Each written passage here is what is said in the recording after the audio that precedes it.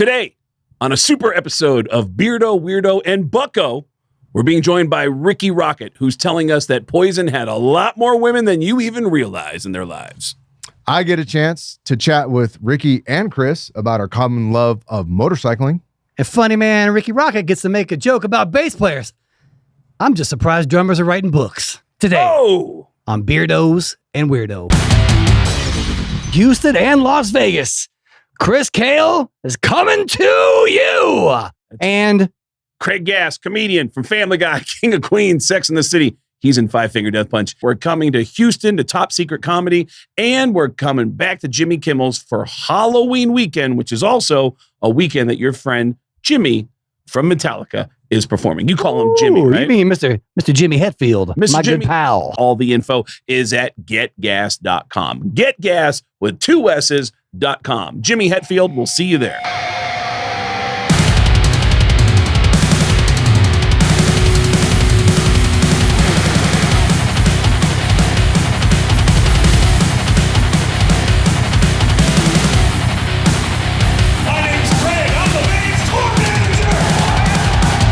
It's a super bonus episode of Beardo and Weirdo and Bucko, Dave Buckner, OG drummer from Papa Roach, joining us, and we're being joined by one of my favorite people on the planet, Mr. Rikki Rockett. How can you not like Rikki Rockett? Look at this man.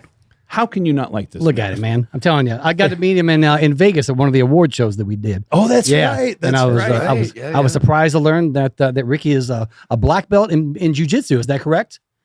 Yeah. Yeah. So like Zoltan, our guitarist, black belts in both judo and Brazilian Jiu-Jitsu.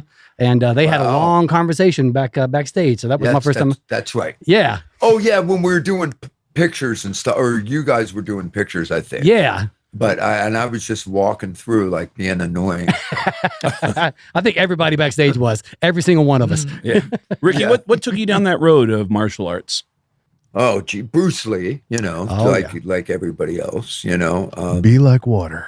I saw Enter the Dragon, and I had to do that. So, but, I think back then we all saw Bruce Lee and we went, I want to do martial arts. And then you go to a local karate school and it's like, and it's nothing like what Bruce Lee was doing. But, years later, I actually trained with, I actually have trained with Danny Inosanto, Bruce Lee's protege. Wow. So, and I trained with Cass Magda for 5 years, who was Danny's, best student guy. So, I did learn a lot about Bruce Lee's fighting system and all that kind of stuff. And then I just got into jiu-jitsu, and my coach broke his leg, and I wound up just going to jiu-jitsu all the time and just kind of fell in love with that. It's a wonderful self-defense. I recommend that to anyone who wants to learn like an actual applicable sort of self-defense. Yeah. If you go to a Brazilian jiu-jitsu school and you meet a black belt there, that's someone who has put in years of practice. And you mentioned karate. If you go to someone who's high ranked in karate, that just means mom's check cleared. Damn.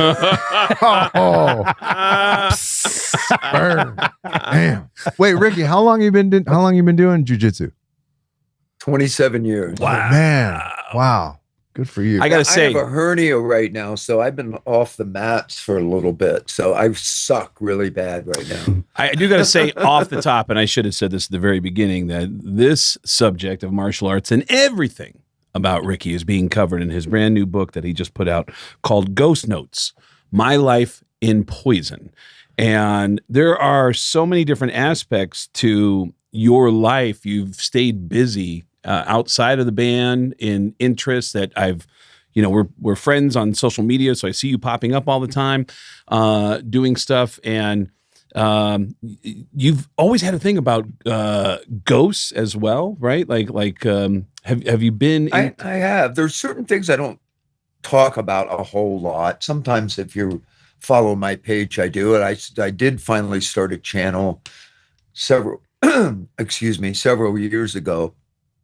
And I basically investigate urban legends because I feel like that was one corner of paranormal that really wasn't being done that much. And, a lot of them are ghost stories sometimes, as it turns out. But I thought that was an interesting spin on it. And I like that a lot of legend trippers, as it were, sort of just put themselves in that place. Like, hey, there's supposed to be a haunted bridge and this happens on every Friday at whatever. Just put yourself at the bridge on that Friday and see what happens. Like I'm that kind of guy. I'm the guy that goes out and just goes, okay, let's see what happens. Do it to me. Didn't happen. Oh, well, it sounds like it's BS, But I'm assuming you probably had some moments where you've seen some things that really I did. In fact, I just wrote a foreword in a book, and it's like this ghost story tales, and it's like I'm pretty fearless with that stuff, but there was a scenario that really did kind of freak me out pretty bad. Oh, do tell. And so it was, it's a longer story, so I don't want to go too far into it, but it was the Lady in White thing on Ventura Highway. And I didn't see the Lady in White, okay, but I pulled my motorcycle up. The first time I went there, I felt like I was getting choked. And I just chalked it up to like, hey, I went through throat cancer. Mm-hmm. Who knows? I'm breathing sycamore. Like, who knows, right? But then another time I went there, I can't leave well enough alone, of course. And I'm on my motorcycle, and I go to get on my bike, and as true as I'm here, the roots started to hold my feet down where I couldn't go. And I freaked out. So wow. The bike was already running when this happened. I started it, then climbed on, and I put it in gear with my left foot. My right foot's like kind of jammed, and I'm driving, and it's pulling like literally, and I freaking yanked away, and I was like, "What the hell was that?" So there's a little more to the story because there was this lone motorcyclist there and stuff like that I couldn't find. I told the guy that I would ride back with him, and then he disappeared. And there's more to the story. It was the weirdest day, and I wasn't high. So I have a buddy that I work with on the Howard Stern show named Richard Christie, who has said that if he saw a ghost, it would give him great comfort to know that there's something else after you leave here. Is that something that would resonate with you, that you'd feel comfort from knowing that there are spirits out there? Maybe. I think that, we can get so deep into these subjects. Yeah. Right? I watch a lot of Neil deGrasse Tyson and read a lot of books by Michio Kaku and all these physics things, because I really think we're getting closer and closer to kind of figuring this stuff out. What this phenomenon might be. It may be nothing to do with spirits or whatever.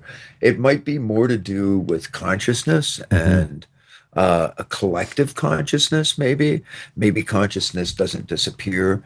Maybe there are really 11 dimensions, like some people have proposed, theoretical physicists have proposed.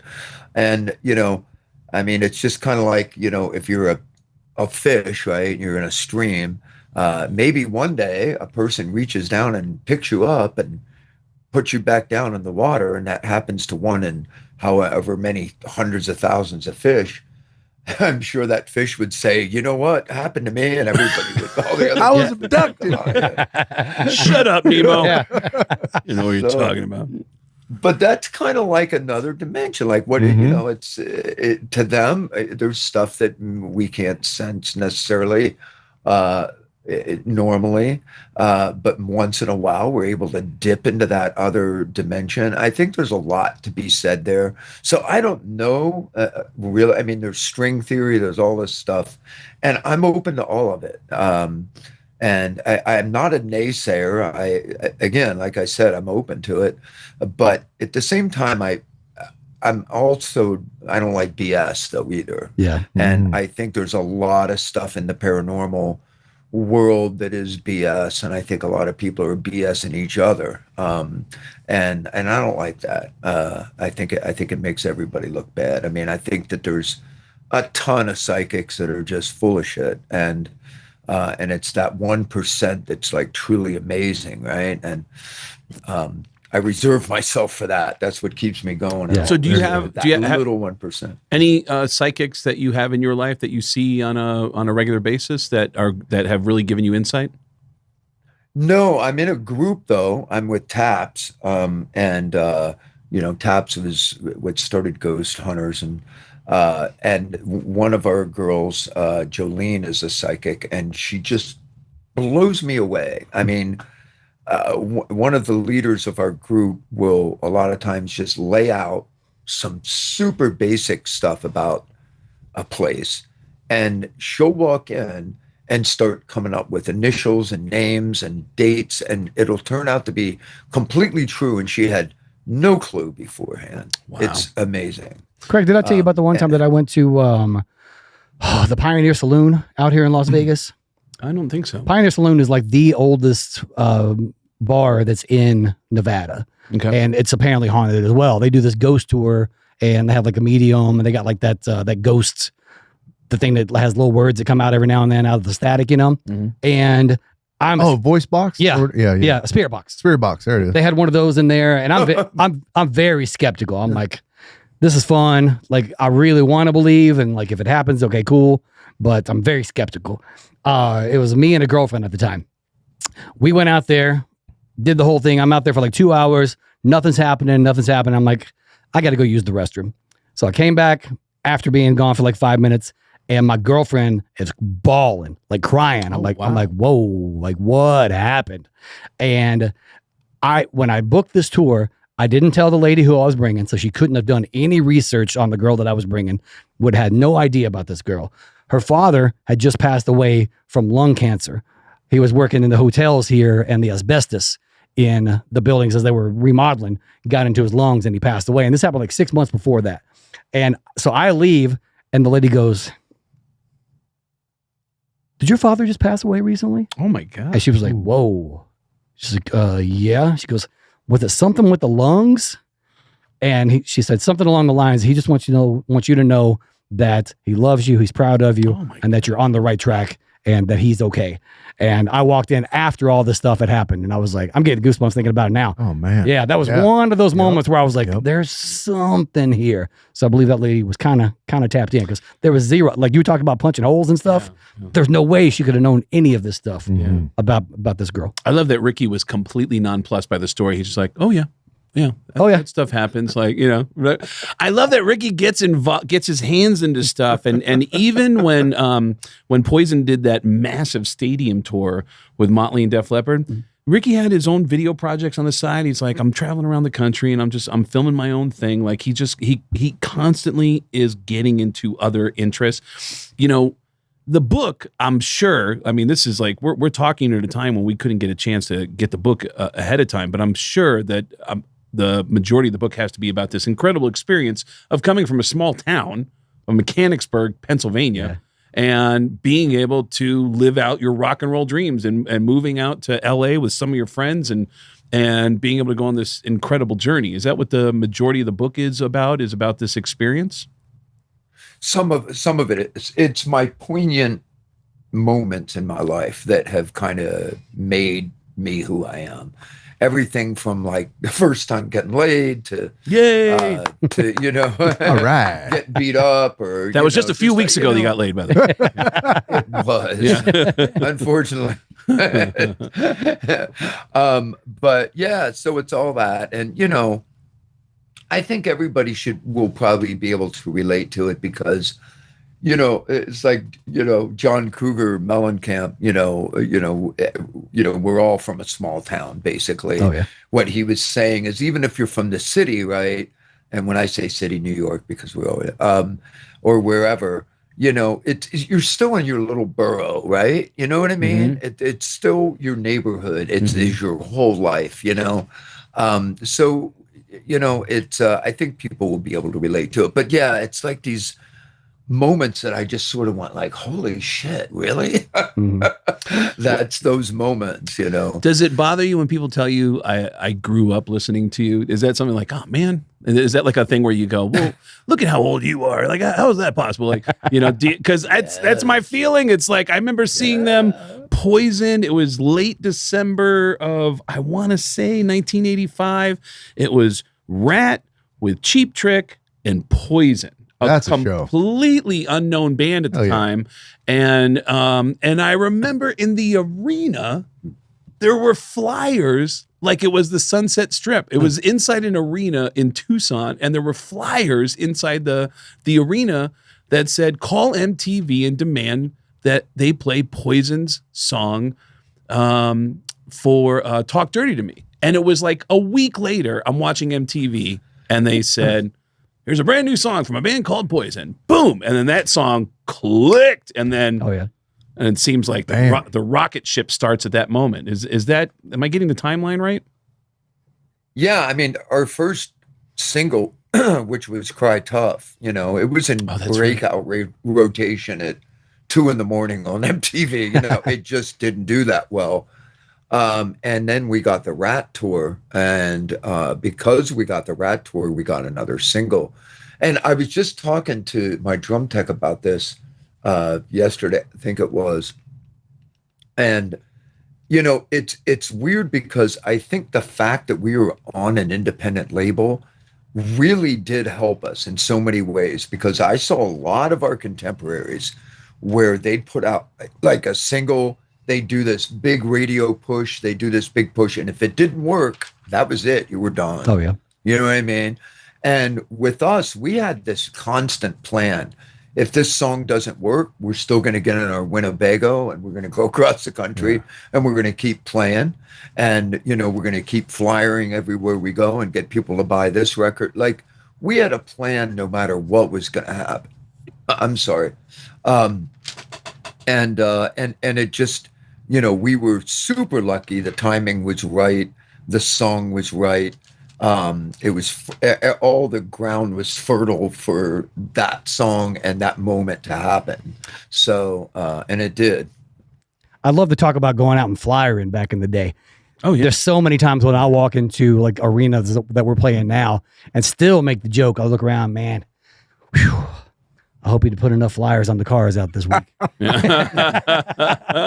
This is a big place. We got to fill this. I remember this one time. It was, and I remember it distinctly. It was a November 12th show at the Troubadour, which was our make it or break it time.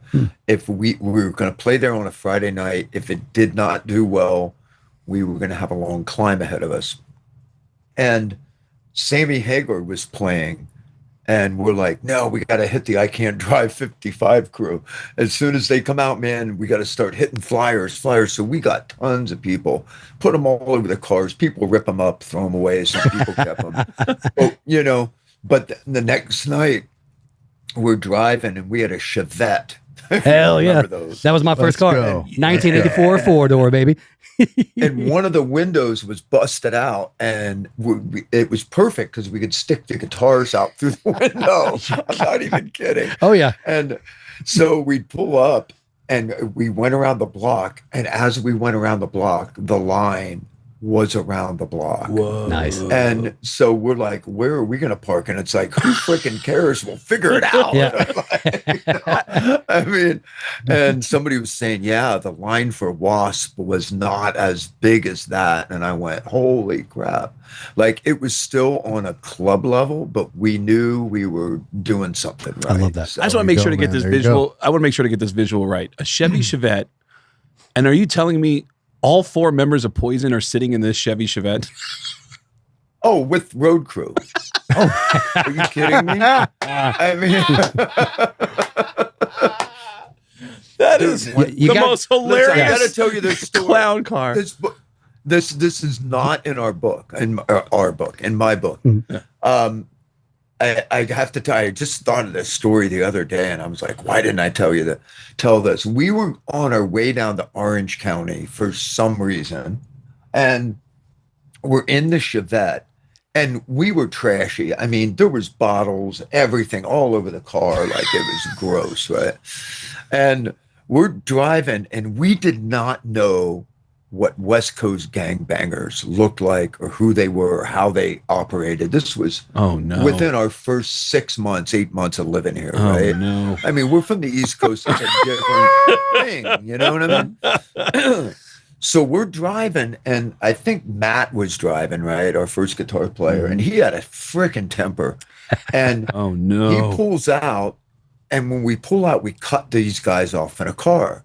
It is a car full of gangbangers. Okay. And they're like throwing the middle finger, fuck you. And we go, like, yeah, well, fuck you. And we're going, and we're like, somebody goes, oh, dude, these are gangbangers. Like, I'm like, what? What the fuck's a gangbanger? Oh, yeah. So we start taking bottles off the floor and whipping them out the window, busting off the front of it. No, I mean, we're like, it's a death wish. Like, I don't even know why we're even thinking this stupidly, right? But we're just thinking, we're going to take on the world. We're just fucking. And these guys started hauling ass. I mean, they were going to smash into the rear end of our car.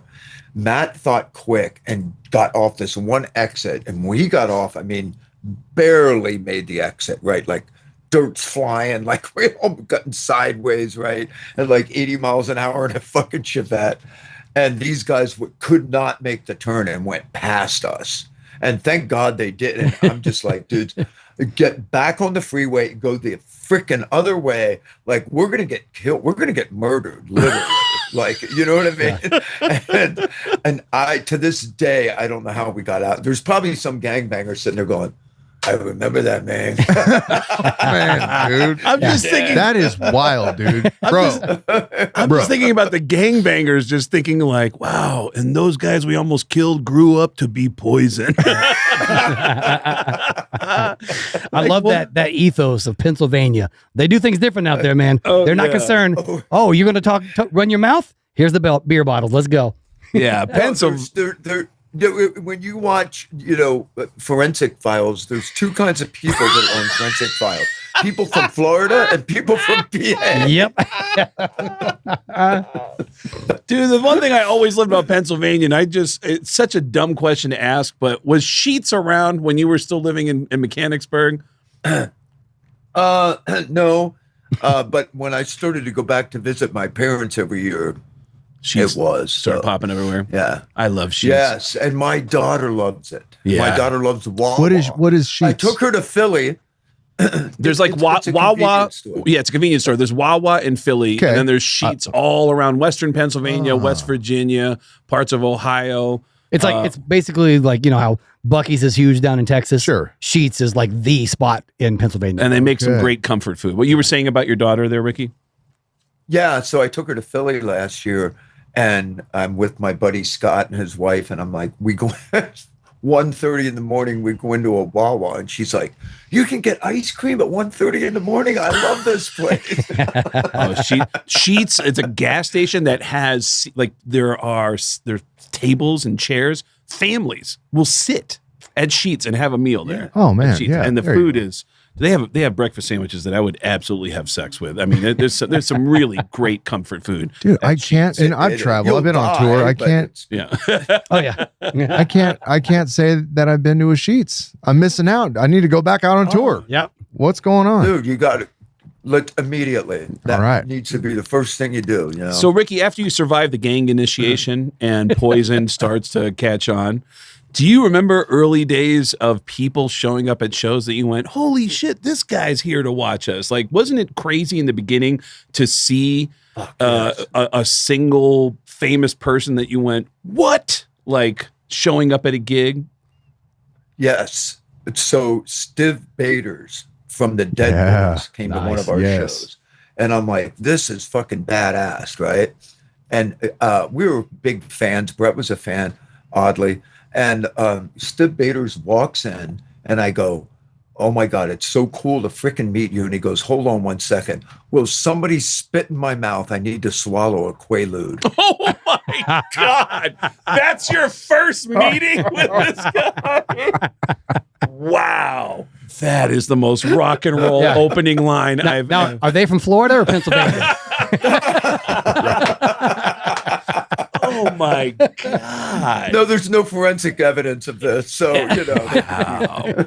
Yeah, Poison, just visually, the music it's fun, and then visually it all made sense for MTV. All of it. And it was just Poison always has been a fun band. It really blows me away. There are people who would want to shit on Poison in a way that it was like cool to be like, yeah, but you know what? It's like, in stand-up comedy, it's Carrot Top.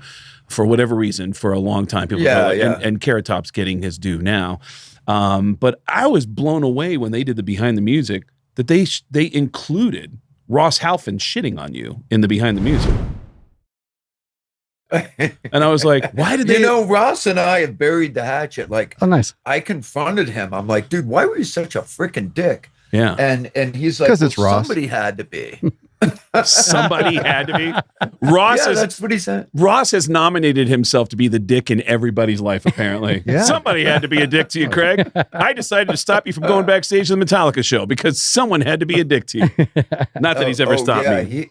But yes, he kind of became like their guy, didn't he? Oh yeah, for sure. Yeah, he's Ozzy's guy and Aerosmith, and he shot Metallica. But got in a weird story a few months ago. We had the guy who sued him on our show, but Ross admitted in court that he had passed off someone else's photography as his own and charged $8,000 for a photo from somebody. Yeah. Oh wow! And that's ended up having to pay back like $72,000. Yeah. Because he didn't get this. The day I buried the hatchet with Ross was on the stadium tour. He came out to the stadium tour, but I didn't see him until a day off we were in DC. And I went down to go to the steps where The Exorcist was filmed. Yes. Oh. And I'm like Ross, I'm glad we buried the hatchet. I'm glad everything's worked out. I'd love to hang out with you, but I really want to go to the steps.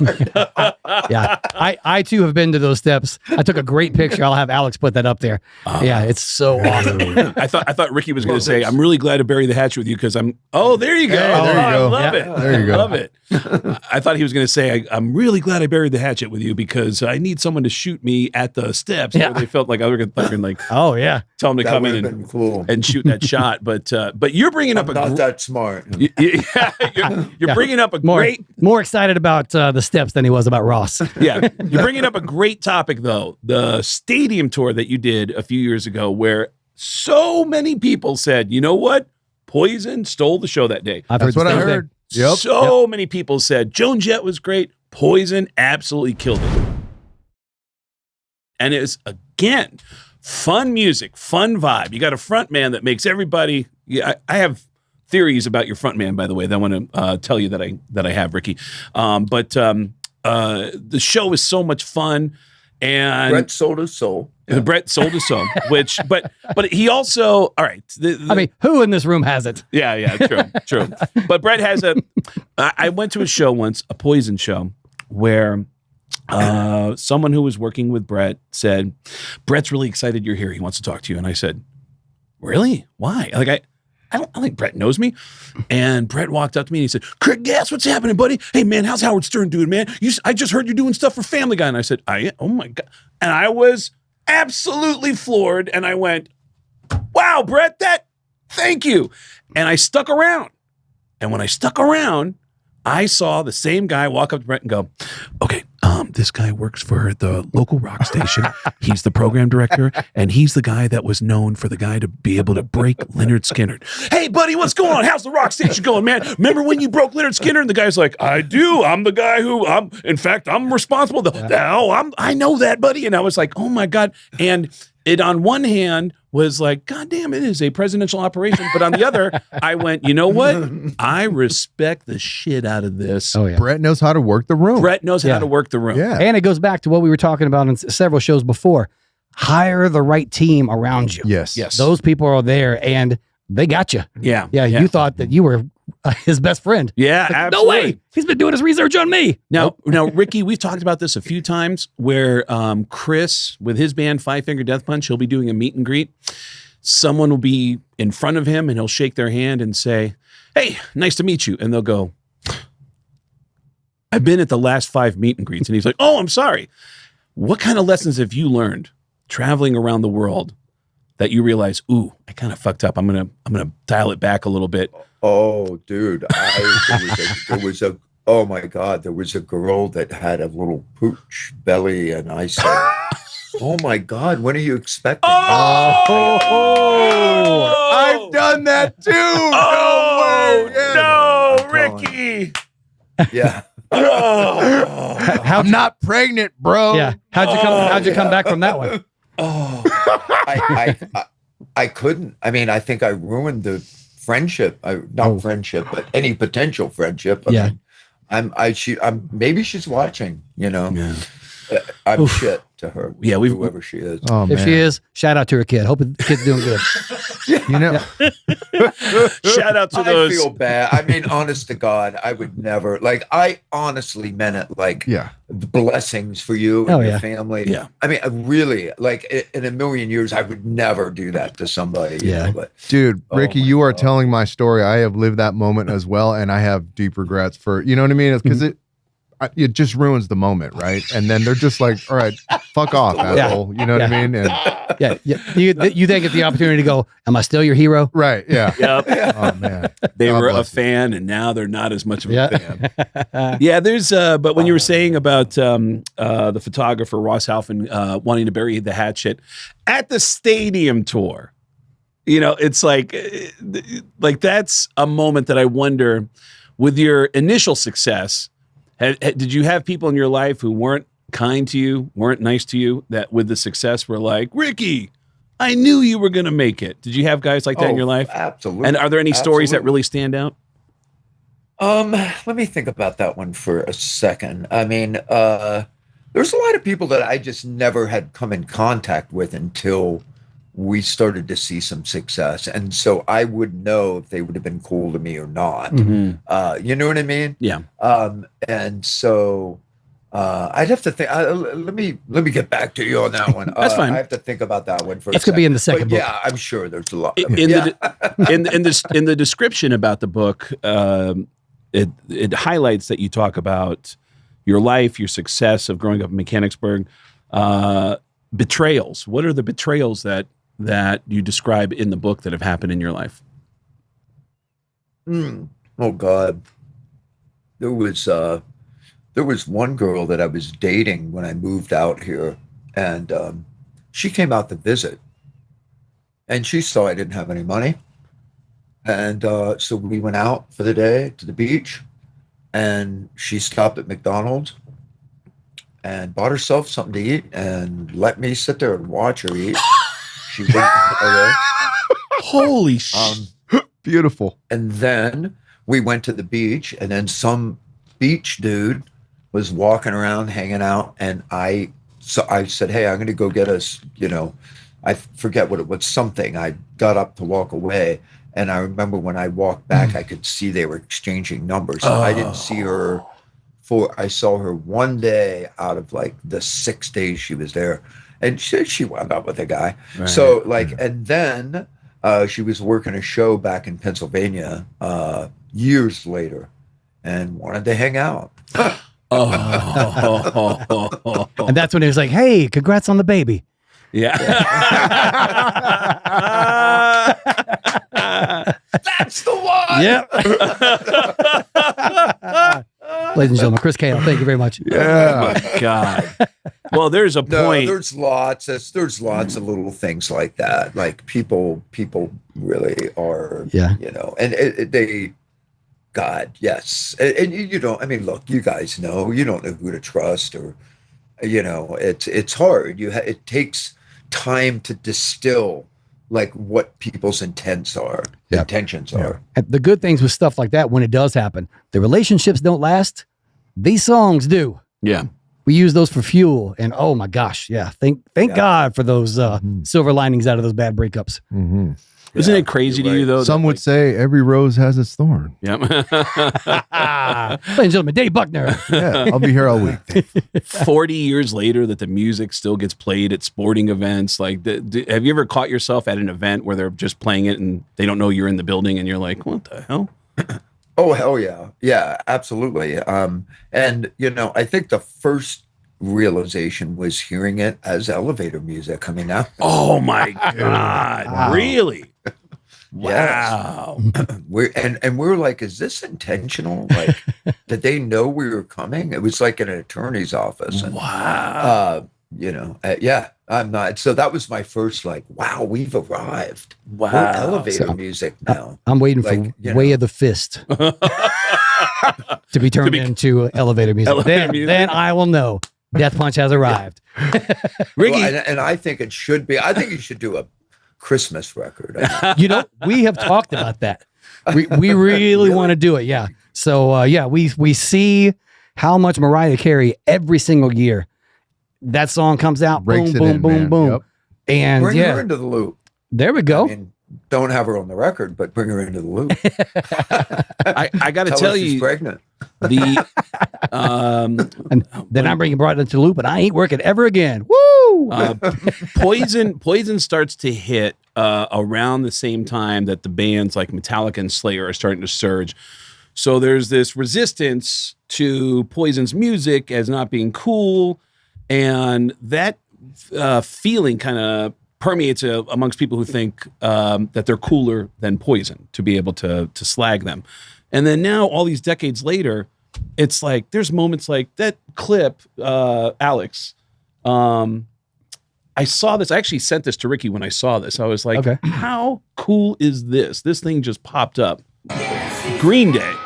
I can't hear it. but It's what are they're playing? playing Think Talk Dirty to Me. Yep. It's Talk Yep. Dirty to Me.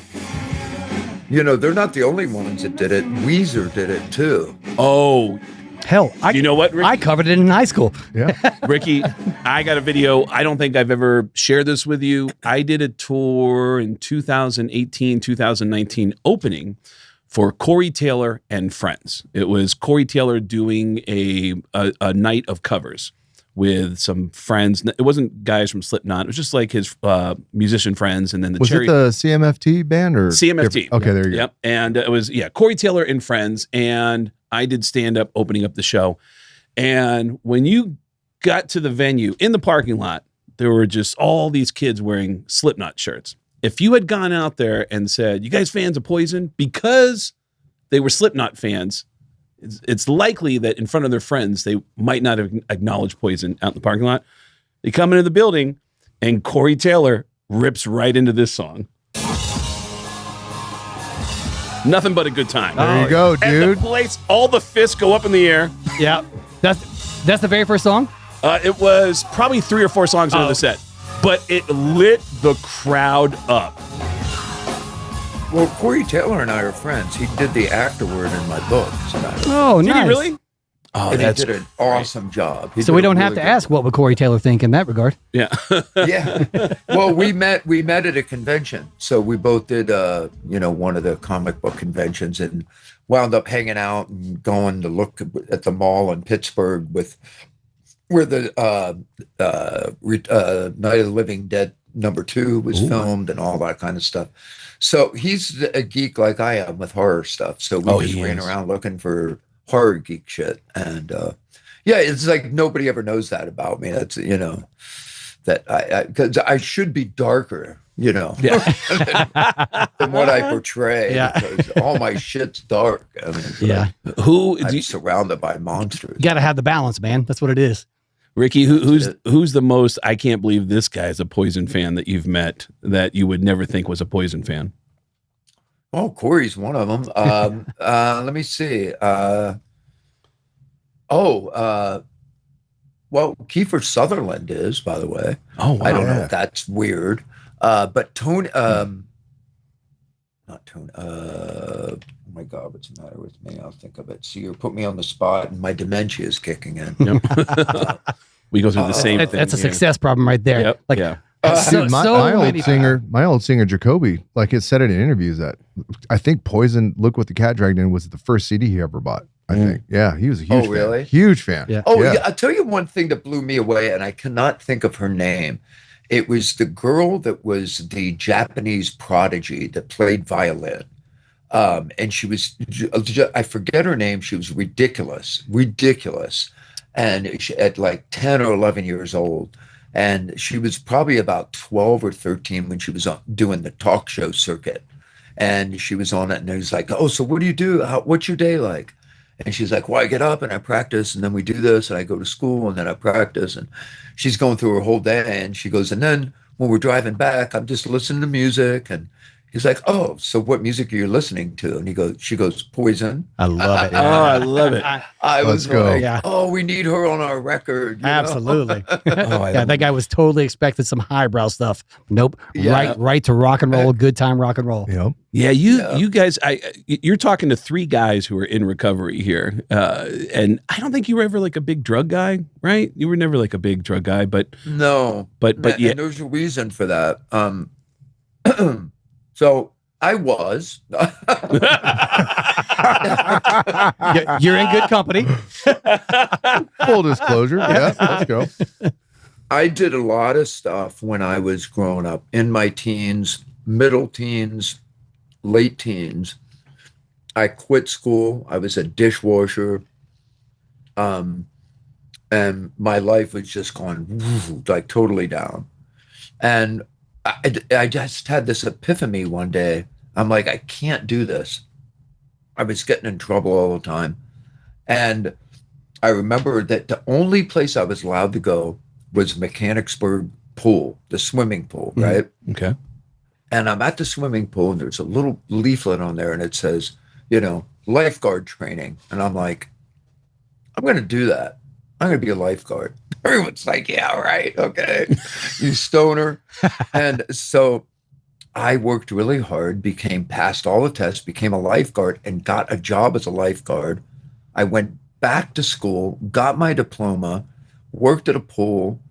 All of a sudden I decided, like, all the shit all at once. I wanted to cut hair. I wanted to be a first responder. I started going with my dad on ambulance, and then I was seeing all these people like OD, all this stuff. A lot of people that I went to school with too. A lot of really cool people that were just really messed up on drugs, and I was seeing it at an early age. And I think that made me just go like, I don't want to do that. Because I was like, kind of like in a place where I was like saving lives. Like I went from this complete freaking, not that everybody that washes dishes is like, a loser. I don't mean it that way, but I was, okay. I was a loser that, not living my best life. And then all of a sudden, like a year and a half later, I'm going to beauty school to learn how to cut hair. I'm hanging out with girls. I have my band. I was a first responder. I'm like really seriously helping people. It just, everything started to change. You know what I mean? And so when Poison came out here, I just feel like I just didn't get wrapped up in it that much. I got drunk. I did things, but I just didn't get into the habit part of it. I smoked. That was a bad thing. Mm-hmm. And I had a lot of sex, right.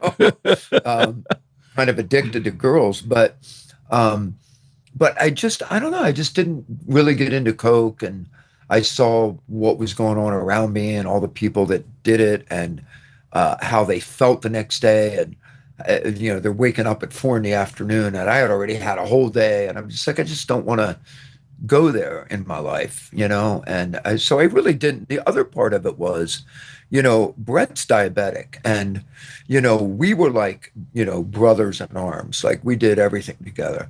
And, he could only do so much. He could only get so fucked up where he would have to stop, like literally. Mm-hmm. And so, if he was stopping, I was stopping, you know what I mean? Mm-hmm. And, so kind of thanks God for a little bit for his diabetes in a weird way. I'm sure he wouldn't feel that way about it, but in the sense that it kept him a little bit away from going too far. Mm-hmm. And sometimes he did. Mm-hmm. And sometimes I did, but, but Bobby and Cece, they were unleashed, man. I mean, it was like, I mean, you know, they would hang out together and go, oh, those guys are going to stop. They didn't stop. You know what I mean? And as you guys know, if you drink, you'll eventually pass out, right?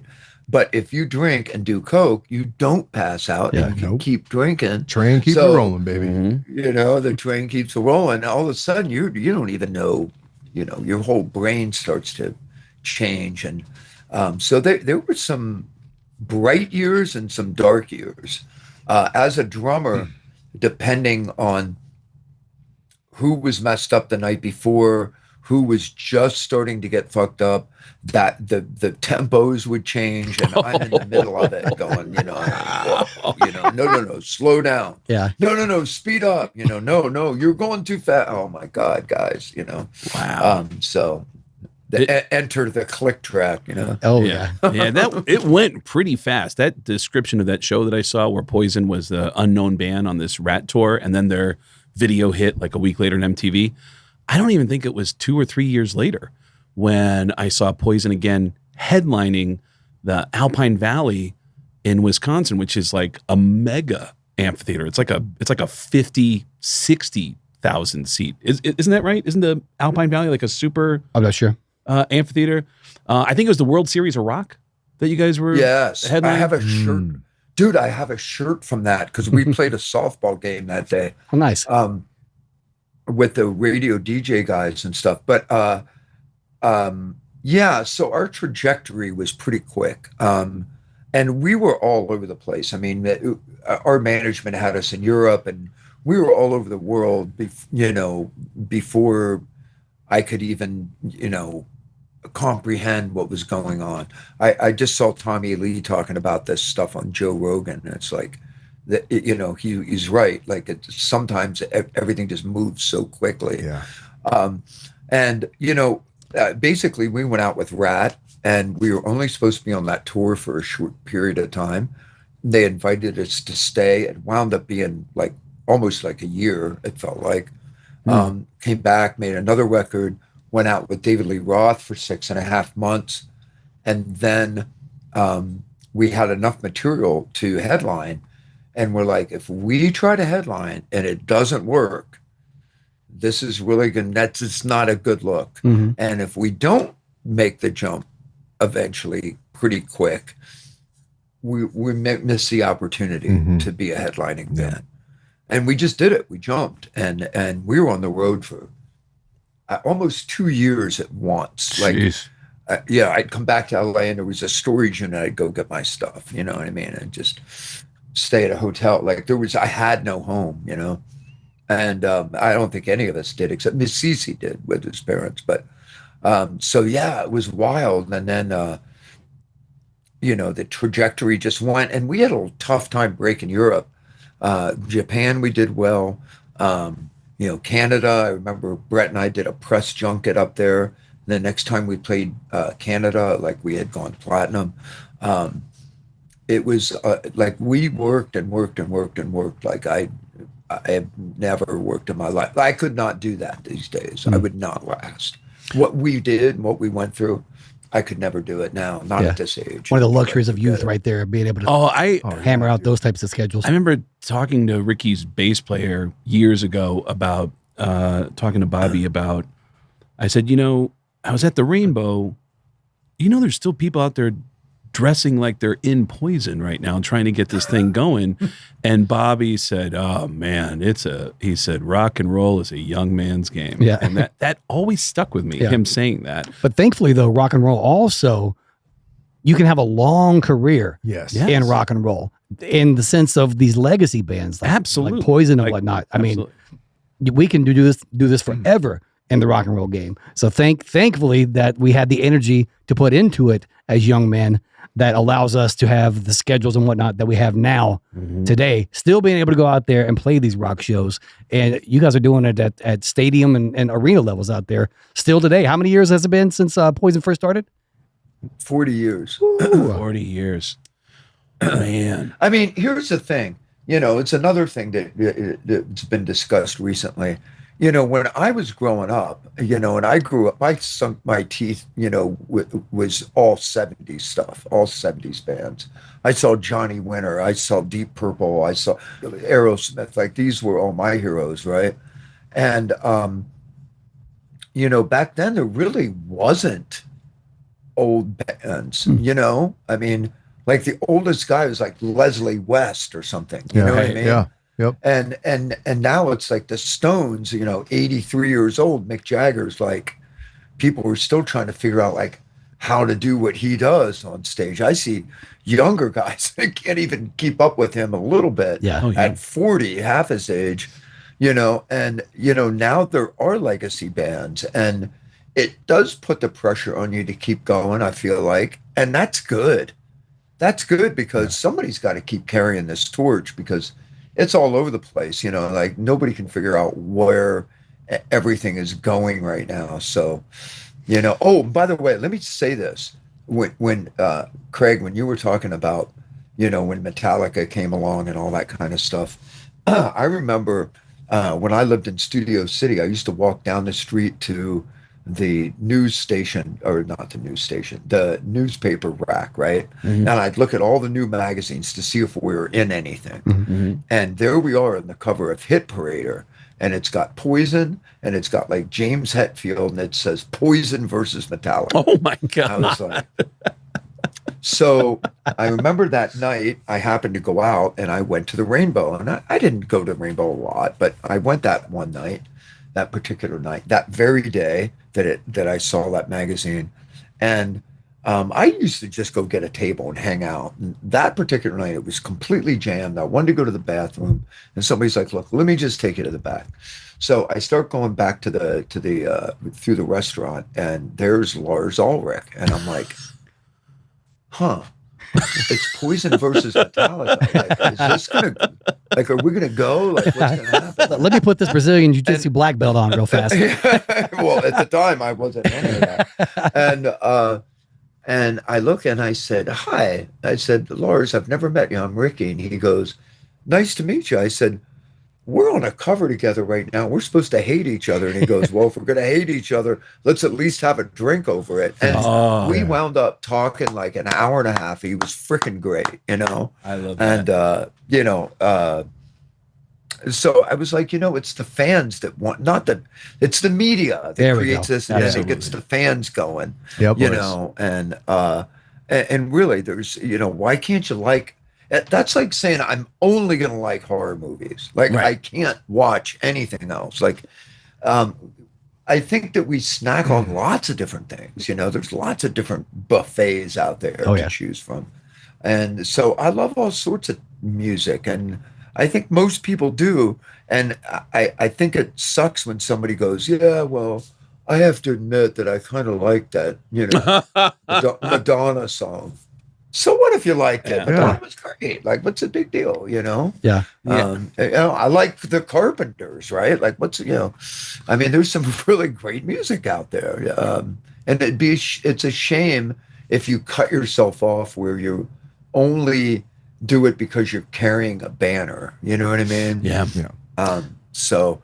But on the flip side of all that, I think music has always been really great when there was some kind of a flag that people stood behind, in the sense that there was like be a social movement, you know, like the punk movement and things like that. Absolutely. The 60s, and, you know, some of these social movements like really created amazing music.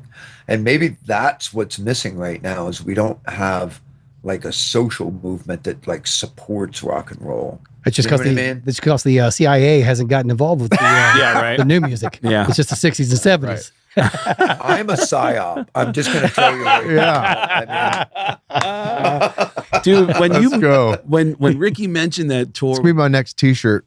Rikki Rockett is a psyop. Lars Ulrich will come after me.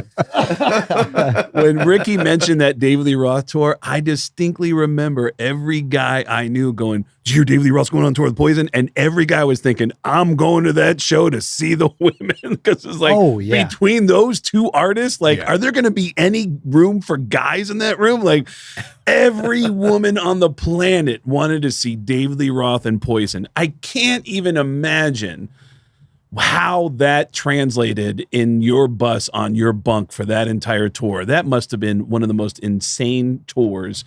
Unless David Lee Roth. We had condoms on the rider. So did you really on the rider? Oh yeah. Oh my God. We had a condom machine actually on the bus. Wow. No, I'm not kidding. It was a joke that that Florida Coach did, but they really did fill it with condoms, so it became a thing. You know what I mean? So we kept it. We're like, don't take it out. That's awesome. Are you kidding me? And make sure that thing's stocked. My mom would come up on the bus to visit me, and she'd be like, "What? It's a joke, Mom." Yeah. I'm being responsible, Mom. And keep her away from Bret, for God's sakes. Absolutely. But yeah, that's. I remember one time I wanted to bang this girl right in Baltimore, and my parents were hanging outside of the bus, and there was a bunch of family and everything like that, and I had like maybe 10 minutes to do this deed, right? And I remember this one light on my bus, like in this little area that we had, was too bright, and I'm like, oh man, there's girls like, it's too much. Don't turn the light out. I don't want to be in the dark. And I'm like, well, what do you want me to do? So I take my shirt off and I put it over the light, and, you know, we're kind of going at it. And all of a sudden I'm like, and freaking smoke, it caught fire. My t-shirt caught fire on from the light heat? bulb. Oh yeah. And there was like a little vent and it's going out. My dad's like yelling. I can hear him outside going, I think the bus is on fire. You know, and I'm like, no, don't come in. It's like, yeah, it is, Dad. Yeah, it is. This back lounge is. Rikki, you guys, I mean, the amount of women that would come to the shows. I told this story once, but about a year ago, we were at a concert festival in Maryland, and I saw Big John, a security guy that used to do all the Poison tours. And I hadn't seen him in a long time, catch up about his health and everything. And I said, John, I have one of the funniest memories of you. And he said, did I yell at you? And I go, no, not at all. Not at all. It was at a Poison concert in North Carolina. I want to say it was either Charlotte or Raleigh, North Carolina. And the pass that I had after the show, I was brought into this holding pen. And I am not exaggerating when I say this. It was me and my buddy Wayne, and literally hundreds of women, just me, Wayne, hundreds of women. Big John comes out and makes an announcement to everybody, hey, we're going to bring you back. And then he sees me, he makes a beeline for me, and he says, Craig, how you doing, buddy? Do you need anything to drink? And I go, oh, no, I'm good. And he says, hey, the guys are all excited that you're here, but they're all just, they're showering up, but they'll be ready soon. They want to hang out with you. And I said, oh, yeah, dude, I'm cool, man. I'm chilling out. And he said, okay, yeah, well, I'll come back and get you in a minute. And just make yourself at home. He starts to turn around and he goes, one more thing, Craig. If you do leave, can I just ask you for a favor? And I said, yeah, what's that? And he said, please do not take any of these women with you. And I went, oh, and I turned around and I went, you are kidding me. Yep. There's hundreds of women here. It was one of the most insane statements anyone's ever made to me. And I have to believe that is not outside the realm of what you have heard in your life traveling with Poison. Yeah. See, now you know why they have that condom machine right there. Yeah. We were doing a community service. That's all that was. Hey, man, really, I've seen some of the girls at the shows. Yes, we do community service for sure. Yeah. Oh my God. There have to have been people that in your life that bring similar memories of like, man, I remember coming back and I just saw so many women. Like, you must have heard that from friends over the years. Well, we'd have parties. I mean, like, we had a director of, of entertainment, and oh, I know who that is. Yes, you do. I do. Okay. Go ahead. You had a director of entertainment. Yeah, so it was his job to put those little after parties together. Yeah. And so our backstage we'd have a pool so you could, I mean, it's a little kiddie pool. Right. You go in the kiddie pool. We had a Twister, because nobody's too cool if they're playing Twister. You know what I mean? I mean, it's like, so we'd have that. So we'd have all these games and music going, and, and then what we tried to do was we tried to take that idea. It didn't work. We tried to take that idea to the live show during the show and put pools out in the audience. And it went really bad. What happened? I don't recommend it. Well, it ended with somebody defecating in one of the No. Oh my. So My I goodness. was like, Okay. yeah, no, yeah. I mean, you've heard those stories of regular parties. I mean, and what are you going to do on stage? Hey, whoever crapped in the pool, I want that security to take. Yeah. I mean, Yeah. So yeah, and then so it just, all that didn't work out. We had a great idea to take these fun and games into the audience, but no. You cannot do it. go to a Poison show and not have a fun time. It's a fun night. It's a fun show. You know all the music. It's one of those things where song after song you go, oh shit, like that's right. Like every song. I'm genuinely surprised that all four of you made it through it, because the drugs did get really bad at the beginning of that launch of that success. I mean, CC is well documented as having nearly lost his life from his lifestyle, and listen, I have lots of stories, and some of them involve maybe Bobby Dall, who is. Bobby's the unsung hero of Poison. Mm-hmm. I mean, he's got a head on his shoulders better than most managers, let me tell you. But he liked to get his drink on. And there was moments where, I mean, I literally was afraid that, I was just going to get a call that him or CC was just going to, you know what I mean? Like, I was less worried about Bret with his diabetes, because at the end of the day, Bret always had somebody to help keep him in check. But these guys, man, anybody that was around Bobby and CC, they were involved. If it was a truck driver, they were involved. Like, it's like, of course. It was their bus was just Sodom and Gomorrah, And it was a fun bus to hang out with. You know what? I would go. I'm so jealous that, like Rikki, like you got to come up in a time in rock and roll history where it was the peak of rock and roll excess. Decadence. The decadence. Decadence. Dude, with the pools and the Twister and and by the time my career started, all that was over, the grunge thing, and Kurt Cobain killed all of that. Dude. You know what I mean? But yeah, I remember watching Poison on MTV and just going dude, that's just a good, or the old Mötley Crüe videos and stuff like that, Van Halen and stuff like that. You're just going oh man, what a crazy life.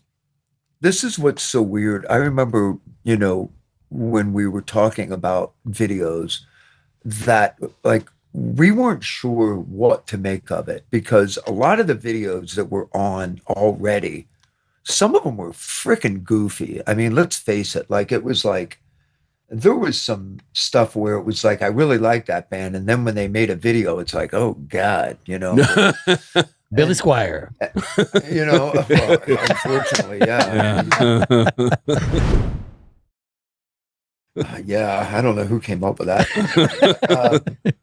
But yeah, just some of it, some people were just not cut out to be MTV friendly. And just like some people are not cut out to be social media friendly or whatever it is. But I remember us saying, do we want to do videos? And we're I don't know. Our whole thing is a live show. We're a live show band. So what we did was most of our videos, almost all of them, had our live show in it. Okay.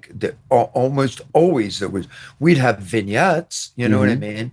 But we were on a stage playing. Yeah. And that was the hallmark of our stuff, because the way we wrote our songs, we get in a room and face like it's an audience and literally write a soundtrack for our live show. That was what our mentality was. How is this going to go live? We don't want to do things where it only sounds good on the record. You know what I mean? We wanted it to sound good in any environment, and we wanted it to work in any environment. But that's true. But it's funny because when you say that, even thinking about the Cry Tough video, it's like there's elements of you guys on stage in the Cry Tough video. So it's. It was at the Palace that we did that show. Oh, really? In Hollywood? Yeah. At the Palace? In Hollywood, yeah. Yep. It's crazy. Yeah, and we did, so we, during the day we shot stuff, and then we did the show, and then we asked the audience, we're going to run through this song like 3 times. Do you want to be part of it? And they're like, yeah. And then, okay, cut. Now we're back to live, okay? Because you could tell it was canned. You know what I mean? Yeah. And I remember me not being able to hear it right, and like really struggling to make it work. There was like this delay or something. I remember that. For a drummer, that's just awful, you know.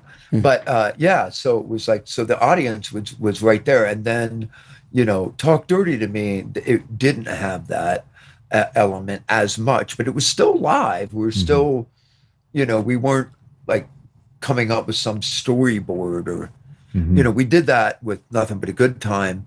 And part of it was me harking back to when I was, washing dishes and stuff.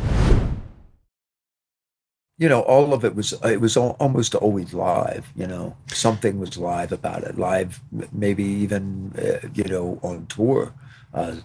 Ride the Wind we were on tour when we did that. Oh, yeah. Did you end up seeing the signs of the changing of the guard in similar ways that Janie Lane described going into a record label?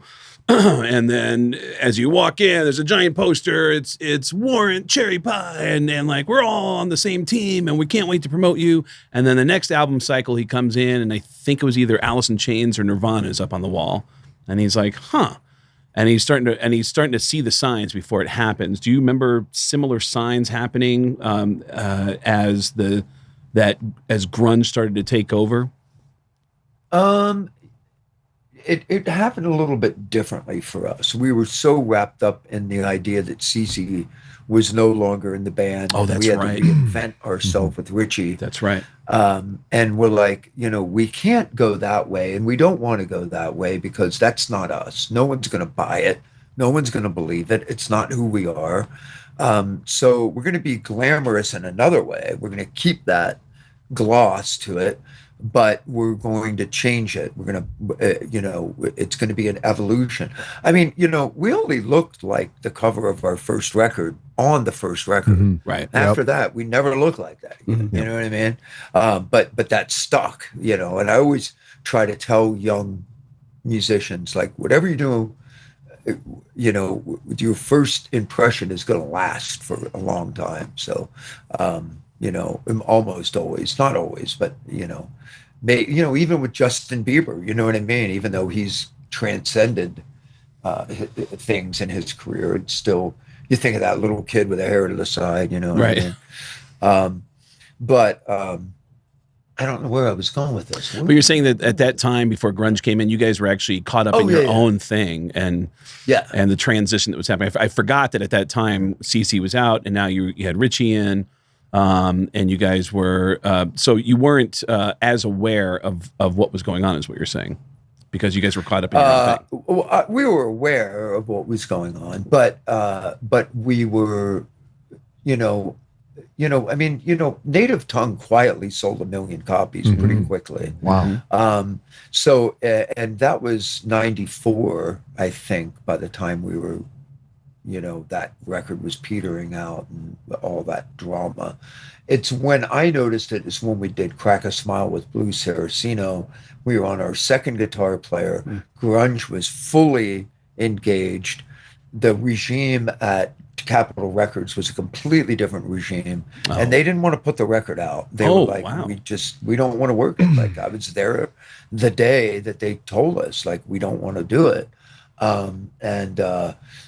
So they said, we want to see CC back and, make a record. And that, I mean, that's what they said they wanted. So later we released that record. So a couple of years later, what I did was I completely pretty much stopped playing. I mean, I always wanted to do a comic book series, and my buddy was out of work, and he was a special effects guy, but he could pencil his ass off. And we're like, let's do some comics.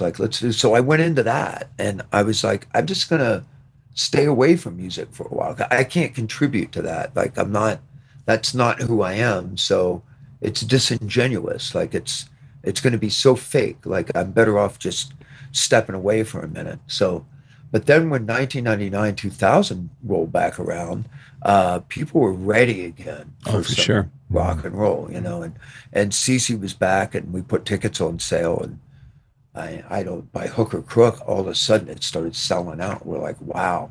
And that was even more fun right then. Yeah. I mean, yep. You want to talk about women. Did you find that maybe you had a chance to appreciate it more on the second go around? Like on the, 100%. Yeah. And you feel like there was more women on that second round of Poison coming back in the late 90s? 100%. Really? Yeah. Yeah. Oh, I think I know you're about to say. Yeah, because there was so many women that were like, they had been married, they had kids. Yeah. Now they were like getting out of their marriage or getting revenge bodies. And, and they just were, had been with the same guy for a long time, and they just wanted to bust out. You know what I mean? I absolutely saw that at those shows. Yeah. I absolutely saw that at those shows. In fact, I'm not going to say who it was, but these were incredible package tours. Like Poison would bring 2 or 3 artists, similar genre, and there was a friend of mine who was in one of the openers on one of the tours that I met this beautiful blind woman who was like, she was friends of some friends of mine, and she was blind, and so Craig had a she chance. Probably liked me then. Yeah, she's a beautiful blind woman. I ended up she said, I want to meet this one specific guy, and I said, well, I know him, I can introduce you, and I did. And later that night, he came up to me and said, man, that girl was insane. That girl was crazy. That blind girl, I brought her, she just like, I couldn't believe it. She just like attacked me. And I was like, wow. I mean, those Poison. You can't, it wasn't our band. No, it was not your band. No. It was mutual friend. I'll tell you after we wrap here, but it was an incredible story. I mean, yeah, that's when you started to see the mother-daughter team. Yes. And that sort of stuff. Yeah. Oh, good Lord. Oh Lordy! I got into rock and roll way too late. Ricky, back then it was sex, drugs, and rock and roll. Now it's like a little sex, protein shakes, and rock and roll. Yeah. Ricky, are these exploits in the book as well? How deep do you get into the decadence in the book? Well, some of it. I mean, I don't go. I mean, look, I don't. It's not a tell-all book, and there's a lot of these people that are. They have families now, and they're happy, and they're doing their thing. I don't want to throw anything anybody under the bus. I have a question for Ricky. Sure. Do you at all get in the book into your discussing your love of motorcycling? I think because I know you ride. I know you ride, and I watched your channel. Absolutely. I'm just gonna have a quick moment. Yeah, I watched your channel. I love it. Please. And Ricky has a Pan America. I also have a Pan America. We have a couple Harleys, so we have that in common. And my question to you, I think, would be, now that when you tour nowadays, do you carve out time to get out, like on the days off or whatever, and go out or rent a bike or bring a bike with you to go for a ride when you're not playing? Almost every day. So on the stadium tour, I was lucky enough to get sponsored by Triumph, and I took a Triumph XE Scrambler out on the road, and I would, go to dealers and meet a group of people. We all go out riding for the day. We try to do it on days off. Once in a while, I did it on show days, but typically, and we did stuff like these monument rides and just to hang out with everybody. go get a bite to eat and, just ride all day and then grab a coffee and get to know everybody. It was just absolutely awesome. And I would totally do that again. That was a blast. Well, I'm just throwing it out there, dude. If we ever get a chance, I'd love to ride with you, man. It'd be great. Hell yeah. Let's go for a it. scoot. Yep. And that's a wonderful idea because I am now sponsored by Indian. So I'm going to reach out. Yeah. Are you really? Legit? Yeah. Dude, I'm going to reach out to my Indian guy and try to organize some rides on our upcoming tour as well. Yeah, I watched all of Ricky's video diaries from that stadium tour, and they all were about riding. Oh, and then he Dude, Indians. Yeah, I am still just stuff. Go ahead, Ricky. Sorry. Oh, I was going to say, I did, I had a brief stint with Indian as well. And my wife and I we did Sturgis on Indian Roadmaster. And I have that on my channel as well. It was like, I want to say like a 5 or 6 part series where it just, we went there for it was like a 2-week thing. Oh, beautiful. And riding back, and we stayed at Airbnbs and went to all these really cool Stanley Hotel and all this. Yes, cool. Oh, man, it was was cool, man. Yeah. Sturgis is where I fell in love with Indian too. When I went out there, I did a charity motorcycle ride for a veterans group out there, and Indian let me ride a Dark Horse Pursuit, and I was all Harley before that. Still love Harley, but there's something different about that Indian. Just super smooth. Great performance, rides like a sport bike, but it's a cruiser with bags.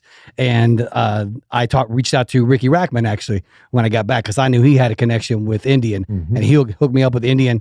And I was like, "Hey man, I'm really thinking about getting the Indian." He's like, "We got one coming through in 2 weeks. You want it?" I said, "Hell yes!" So, yep, I'm Team Indian as well. Meanwhile, I am still paying full MSRP for my Harleys.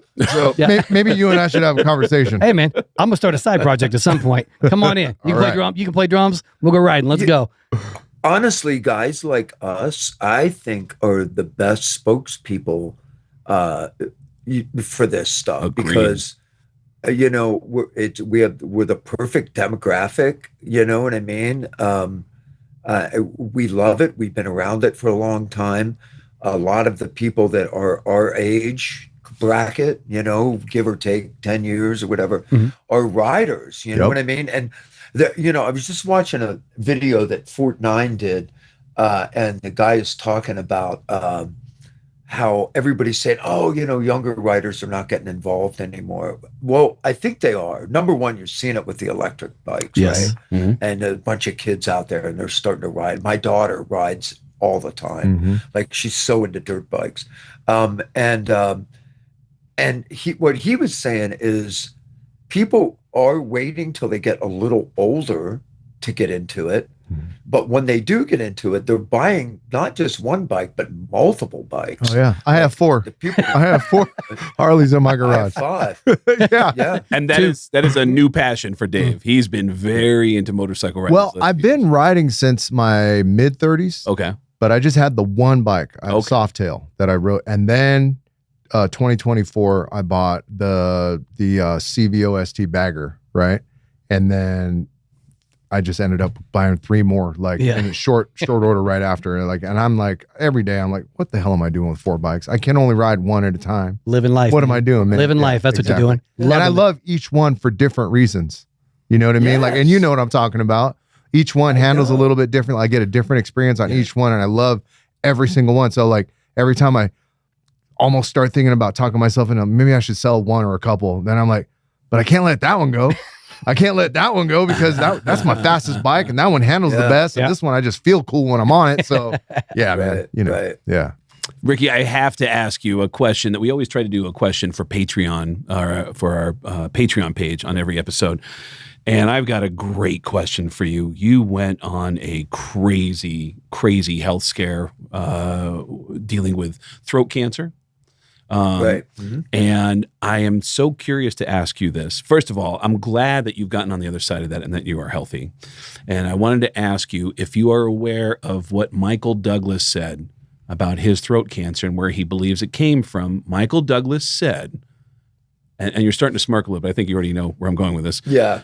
Michael Douglas said, and he said this, by the way, while he's married to Catherine Zeta-Jones. Okay. Michael Douglas said he believes his throat cancer came from all the women that he's been with and all the oral sex he's performed. My Patreon question to you, Rikki, is Is that your problem? Is a great answer. I've definitely dined. I've definitely dined while listening to Poison. That's for sure. Oh my God, that was a great dined, answer. Okay. Dining at the Y, they call it, I believe. Yeah, Rikki, I'm so glad you're on the other side of it. And where do you stand now with how often do you have to go back to check? I was there a few months ago. Got my throat looked at. One of my vocal cords was red, but that's not cancer. But that's just coughing and whatever. But on the July 13th, it will be 10 years. Oh, wow. Cancer free. So. That's great, man. Congratulations on that. Yeah. Dude, you've always been incredibly nice to me, and I'm really appreciative of that over the years. I do want to make a side note on that. I think it was on the Native Tongue tour. It was the first time I ever saw a band.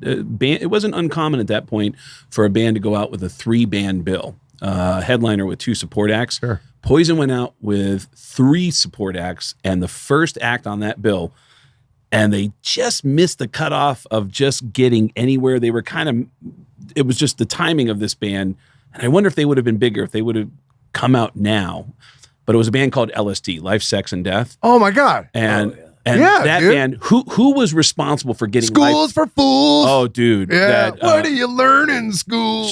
some Love it. fucking shit ass. Some fucking fucking shit shit. ass. Who, Fucking shit. who was behind getting LSD on that tour? I don't remember, but but my band, my side band, Rocket Mafia, last year Stanley came out and jumped up on stage with us. Sick. Fuck up. Yeah. Let's go. That guy disappeared. Yeah. He just disappeared. Dude, he looks great. He looks great now. And now he's wearing like designer like jumpsuits and shit. Shut the fuck up. Really? Yeah. Oh my God. He's awesome. I remember thinking, I know this band. I've never heard of Life, Sex, and Death. I started digging into it, and I was fascinated with the story, the background to it. The singer was mentally ill, and what were we going to say? Schizophrenic, right? Yeah. So Alice in Chains opened for us too. I mean, we had a lot of different really cool bands, and I'm trying to think of some other ones off the top of my head, and I can't. But yeah, LSD. I mean, I just freaking love them. Ugly Kid Joe. There was all this period where there was like people were just. I think some pretty innovative stuff was happening, right? Absolutely, absolutely. And Rocket Mafia will be on tour. You guys are going out and doing dates. Yeah, we're doing fly-ins. We're doing weekends for now at this point in time, and so we get real busy starting in August, and it goes all the way through to December. And so we're working on an EP right now. We're with Pavement Records, and so we're going to put that out. So home of Crowbar back in the day. Will you be making appearances at bookstores around the country in support of Ghost Notes? I will. I'm going to be doing a thing at Book Soup in September, I believe it is, or the end of August. I'm doing a thing in Jersey. I'm going to be doing a few of them. Yeah, which is going to be so weird because I've never done anything like that before in my life. So I think you're going to love it. I think you're going to absolutely love it. Being able to be autonomous and it's just you and you're not worried about 3 other guys. I've said this so many times on this show. I used to be jealous of guys like you because as a comedian, I travel by myself everywhere I go. And it just looks like fun. It looks like fun being with a whole bunch of dudes and women and, and it just looks like fun. The dudes and women. You noticed that. Yeah. That was the second one. And then I did it. I did a tour with a bunch of comedians. And that was worse than being by myself. I went, fuck that. Like, I'd rather be by myself. That sounds much like my dating life. Yeah. Spent a lot of time around girls, and now I'm like, ugh. A bunch of guys. I want to be by myself. This is good. So I think you're going to love it. I think you're going to have a great time. The name of the book is Ghost Notes, My Life in Poison. And Rikki's been up to a lot of stuff. He's gone through his health scares. I'm excited to read it. Thanks for joining us. Very quickly, let me tell you where that title came from. Oh, yeah. Please. Best seat in the house was not available. Okay, so start there. That's great. One of the most profound things that used to drive me crazy in the first 3 records, more on the first 2 records, was when I had to completely play different from what I was used to. I always had a bit of swing to my playing, and I'd play some ghost notes. And in the 80s, you could not play ghost notes. It had to be, just very linear fills, and everything was more like almost like a drum machine. You know what I mean? And when I finally got to play ghost notes on native tongue and crack a smile, and was able to stretch out and like really play the way I wanted to play, it was like, wow, there's so much, underneath the hood there. Like, and I feel like there's so much I wanted to say musically in those songs and never got to. And that's what's kind of interesting about the Rocket Mafia thing. I can play these songs the way I wanted to. And now, you know what I mean? Now a producer telling me, no, just straight, keep it, So everything you're saying is making Dave nod his head. Dave, Absolutely. fellow drummer in the house here, Papa Roach. Yeah, that's. Oh man, so you know the struggle, right? Oh yeah, dude. Yeah. Well, just trying to figure out how to play drums in general, like this. But yeah, I know the difference. Like I remember, like it was sort of, my experience is slightly different, but almost the same, because like we came up in a time when we kind of came up in like the New York hardcore, right? So everything's like just, so in my band, it was like, you have to hit the drums as hard as you can every note. So I would just bash, and I ended up like destroying my body over it. Like my wrists are shot, my back shot, everything's shot. Yeah. And right around the second record, we had to cancel a tour because of health issues, because my physiology. And finally, I had a discussion with the band, and by the time we did our second record, they kind of let me relax a little bit, and like, and I was able to record that, like just, I didn't have to hit every note like on 11. Yeah. You know what I mean? It's just like, there was an article, like I want to say it was in maybe Modern Drummer, one of the drum magazines a long time ago, where they actually did like these tests to see how much pressure when you hit the drums, how much more you would get out of it. And you reach a diminishing returns. Yep, absolutely. Where you're just not getting any more out of the drums. Yeah. And you see these guys that just like this, wrist-wise, and they're getting the same. And I was like, I need to do that because I'm destroying myself too. Yeah. I'm way up here, Yeah. And it's like after which a while, looks cool on an arena stage, right? Yeah. But in the studio. It does. Yeah. It does. Yeah. Yeah, I remember Dave telling me something about that a couple months ago. You just kind of casually mentioned something about when Papa Roach exploded out onto the scene, that it fucked your whole body up. And you said, because when you do a bar gig on a Saturday night, and that's your whole week, is that you're going to have one gig on a Saturday night, you can bash the shit out of your drums and like, but when you try to do that every night, 5-6 nights a week on a tour, and you want to keep being that guy, it fucks your body up. And I remember you saying by the time you get to the second record, I was shot. It was already, and that's a year and a half in to our career. So guys, this is making me all the more excited that I play bass, because as long as this finger still works, I got a career. Just a point of finger. Boom, bo, do, do, do, do, do, do. Hey, you know what's long and hard on a bass player? Third grade. Hey. Yes, sir. I should Rikki Rockett, my ladies and gentlemen. daughter, He'll be here my all week. daughter's a bass player. Yeah. So you know that. I have to believe Chris has a collection of it. Wasn't it Alice Cooper that also had some of those same jokes, lead singer jokes? Do you have any lead singer jokes? Always. There's lots of lead singer joke. How many singers does it take to screw in a light bulb? One to hold it, and the rest of the world to revolve around it. Yeah. Yeah, Chris has can you tell him your favorite? Yeah, man. So the tour manager walks into the hotel, goes up to the front desk, and is like, "Hey, I've been knocking on my lead singer's door, and he's not answering. We need him because we need him for sound check." And the front desk host looks at him and goes, "I'm sorry, sir, but your lead singer died last night." He kind of hangs his head and goes, okay, walks outside. 5 minutes later, he comes back in, goes right back to the front desk. "Excuse me, miss, knocking on my lead singer's door, and he's not answering. I need him for sound check." "Sir, I told you, your lead singer passed away last night." Okay.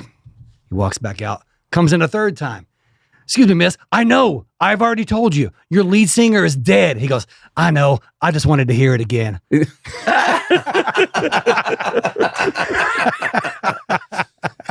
idea of having to depend on 3 other people to keep everyone going in the same direction is insanity, especially when you add success and you add drugs and the decadence and the time that Poison hits. It's like everything's being thrown at them. It's hard to get those 4 guys going in the same direction. Yep. Does it bother you when people ask about, hey, when are you guys going to put it back together and go on tour again? Do you get tired of those questions? Yes, because I don't have an answer. But hopefully 2027 is the real answer. Hopefully that'll work out, and and we'll do it. So, yes, it's just frustrating because I don't know. I love that you were very honest a couple months ago and came out and said, well, here's what the issue is. And you talked about it. You were very transparent about it. But I wonder, did you end up regretting being so honest about what was holding up the tour? A little bit. But it's weird how they re-edit like what I said many different ways. Okay. And then every outlet started asking me, and I'm like, guys, I'm not going to go through this again. I already gave you an answer. It is what it is. But yeah, I mean, that was, the only reason, and I don't want to start, I know I'll start stuff back up again. I was responding to somebody else in that moment, by the way, because I don't air our personal stuff, what Poison does or what we make or how we split it and all that kind of stuff. But there was a person alleging some of that, and I wanted to set the record straight, pretty much. So that's how that went, So Alex, make sure you edit that. That way we get some real good clicks on that. Yeah. Thank you. We're not going to do that to you, Rikki. We're very... Dude, I never know. Listen, I never know what to say anymore. No matter what you say, somebody's going to get mad about it. I mean, it's like... really, I could honestly say, you know what? I really love the new iPhone. And somebody's going to say, whoa, that's a libertarian, or, who freaking knows? Like it becomes something else. I have seen... I was going to say, I've seen over the last year or two, you making posts and then a few days later going, I had no idea that was controversial. Like, what's everybody getting worked up about? Like, so that's where you learned about it on your Facebook page. I see that now. Okay. Yeah. Based on Rikki Rockett. Thank God there's some real professionals on Facebook. But, the thing is that, I don't get, Poison has never got involved in politics, we don't, I think native tongue was the only thing we ever even really touched on. But we just we don't go there as a band or on stage live or any of that stuff. If you go on I might express myself privately, about certain things. But my thing is always like, I'm about people. I'm about human beings. Like, as long as people have their rights and they have their freedom, that's the part I care about. I don't care about all the other flag waving and all that stuff. It's just not, I'm not going to get involved in all that crap. Could not agree more. And while you were talking, Dave gave a big thumbs up while you were talking. Yes, sir. Absolutely. Very much in agreement. That's one of those things in touring the world. You realize how small the world is, and how we all really just want the same thing. Yep. Oh yeah. As a sports fan, I go see my team play in other stadiums because I can travel and do stand up and watch my team play in other stadiums. Where there's a fan base where I used to go, yeah, fuck those guys, and then you go to that stadium and you meet the fans, and you meet nice people, and you go, oh man, and what's the history with this team and your fandom, and like, wow, and you start to learn other people everyone is the same. We all have these things in common. We love our teams. We love the people in our life, and we all just want to be happy. Everyone except for Philadelphia. Yeah. Oh no! Hey, hold on. Now. Were you a Philly or Pittsburgh guy growing up when it came to sports? Were you Both? Okay. Yeah. I mean, Steelers are of course so legendary. Love the Eagles now too with Jalen Hurts and that team, and I love the Phillies, and I'm still a Pennsylvania guy at heart. So that Phillies team with John Kruk and Darren Dalton was a legendary team. You could take the boy out of Mechanicsburg. Yeah. Rikki, thanks again. We really kept you so long on this one. Go get Rikki's book, Ghost Notes, My Life in Poison. Also, Rocket Mafia on tour, and people can find you online, social medias. Just look up Rikki Rockett for any social media. Yes. So it's Rikki Rockett on Facebook. It's Rikki Rockett on Instagram. It's Rikki Rockett on Threads, whatever. I'm on all of them. All right. Hey, Rikki, you do so many things out there. Are you still doing any hair? And do you do dreadlocks? Because Death Punch is about to go on tour. I'm going to need some tightening up over here before I head out. Well, I'm on my way, bro. Okay. Yeah. Perfect. We'll work together. After that, we'll go riding. Rhythm section, baby. Rikki, thank you for your time. Maybe I'm going to grow mine out. Maybe we can do each other's. I do not recommend it. It's a blessing and a curse.